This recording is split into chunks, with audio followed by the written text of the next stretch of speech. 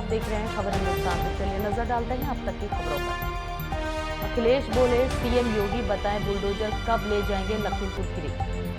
लखीमपुर खीरी कांड से चर्चा में केंद्रीय गृह राज्य मंत्री अजय मिश्रा टेनी की बर्खास्तगी को लेकर सड़क से लेकर संसद तक विपक्ष बीजेपी सरकार पर दबाव बनाने में जुटा है। उत्तर प्रदेश के पूर्व मुख्यमंत्री और समाजवादी पार्टी के राष्ट्रीय अध्यक्ष अखिलेश यादव भी लगातार इस मुद्दे पर योगी सरकार को घेरे हैं।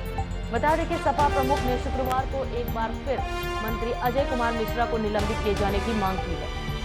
सऊदी अरब के क्राउन प्रिंस मोहम्मद बिन सलमान देश के बेताज बादशाह बन गए हैं। बता दें कि पिछले कई महीनों से मोहम्मद बिन सलमान ही विदेशी नेताओं से मुलाकात करने से लेकर क्षेत्रीय सम्मेलनों में सऊदी अरब की तरफ से देश का प्रतिनिधित्व कर रहे थे, लेकिन अब आधिकारिक तौर पर क्राउन प्रिंस मोहम्मद बिन सलमान अपने बुजुर्ग पिता से बागडोर संभाल रहे हैं और सऊदी अरब के बेताज बादशाह बन रहे हैं। ममता बनर्जी सरकार को 80 से बड़ा झटका।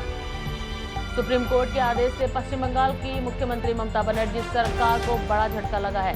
दरअसल पश्चिम बंगाल सरकार ने पेगासस जासूसी मामले की जांच के लिए जस्टिस मदन बी लोकुर के नेतृत्व में आयोग का गठन किया था, जिस पर आदेश देते हुए सुप्रीम कोर्ट ने जांच रोकने को कहा है। बता दें कि सुप्रीम कोर्ट ने यह आदेश एनजीओ की याचिका पर सुनवाई करते हुए दिया है। कांग्रेस एमएलए के रेप टिप्पणी पर भड़की जया और ईरानी। कर्नाटक कांग्रेस विधायक के.आर. रमेश कुमार ने विधानसभा में आपत्तिजनक टिप्पणी दी थी, जिसे लेकर संसद में हंगामा जारी है। बता दें कि कांग्रेस विधायक के.आर. रमेश कुमार के रेप वाली टिप्पणी पर केंद्रीय मंत्री स्मृति ईरानी और सपा सांसद जया बच्चन भड़की हुई हैं। केंद्रीय मंत्री स्मृति ईरानी, सपा सांसद जया बच्चन समेत अन्य कई नेताओं ने विधायक रमेश कुमार और कांग्रेस पर निशाना साधा है और इस मामले को बेहद शर्मनाक बताया है। उन्होंने कहा कि कांग्रेस के नेता की सोच ओछी है। 4 किसानों ने खनन कंपनियों को अदालत में हराया। खनन कंपनियों के कारण अपनी आजीविका खो चुके 4 किसानों ने एक ऐतिहासिक लड़ाई लड़कर जीत हासिल की है। बता दें कि अदालत ने दुर्लभ फैसले में कंपनियों को सजा सुनाई है। वहीं संबलपुर के मनबोध विश्वाल को उम्मीद है कि उनकी जमीन अब पहले जैसी उपजाऊ हो जाएगी और उन्हें सिंचाई के लिए प्रदूषित नहीं साफ पानी मिलेगा। कोर्ट में 2 बड़ी कंपनियों को हराकर विश्वाल और उनके 3 साथियों ने एक ऐसी लड़ाई जीती है जिसका असर उनके जैसे लाखों किसानों पर पड़ सकता है। शिवपाल के गठबंधन पर बोले डिप्टी सीएम केशव मौर्य। उत्तर प्रदेश में होने वाले विधानसभा चुनाव से समाजवादी पार्टी और प्रगतिशील समाजवादी पार्टी के बीच गठबंधन हो गया है।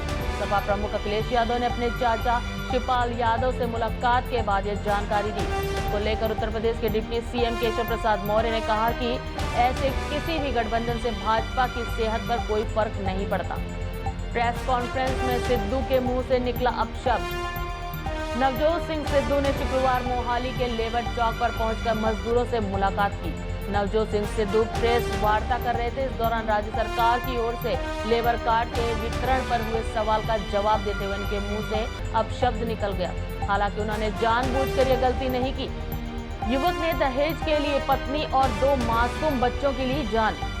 बिहार के नालंदा जिले के इस्लामपुर थाना क्षेत्र के गांव में दिल दहलाने वाली खबर सामने आई है, जहां पति ने जहर खिलाकर अपनी पत्नी सहित 2 बच्चों को मौत के घाट उतार दिया। बताया जा रहा है कि चकियापार गांव निवासी गुड्डू पासवान ने दहेज को लेकर अपनी पत्नी और 2 मासूम बच्चों को जहर खिलाकर मार दिया।